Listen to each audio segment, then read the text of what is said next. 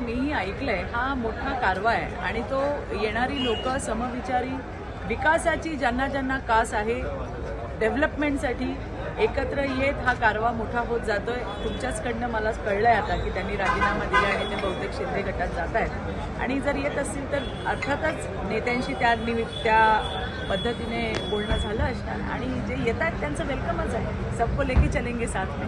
मुंबईमध्ये आणखी नेते येतील महायुतीकडे असं वाटतंय?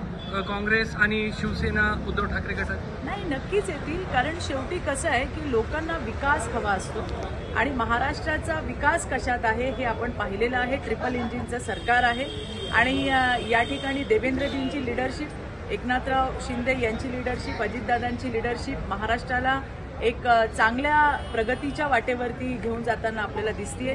आज 1 नंबरला महाराष्ट्र त्या ठिकाणी देशामध्ये काम करताना या तिघांच्या लिडरशिपमध्ये दिसतोय आणि मला वाटतं म्हणून हे विकासाचं मॉडेल ज्या गतिमान पद्धतीने चाललेलं आहे याच्या अनुषंगाने बरेच लोक येण्याची शक्यता नाकारता येत नाही.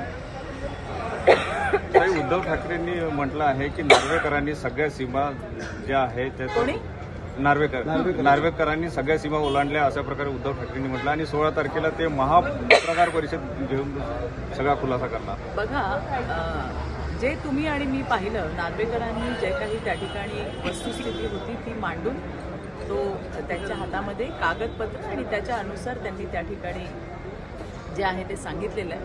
आपण आधीपासून पाहिलंय की रडीचा डाव खेळणं हे उद्धव ठाकरेंच्या उबाटा गटाने पहिल्या दिवसापासून सुरुवात केली आहे.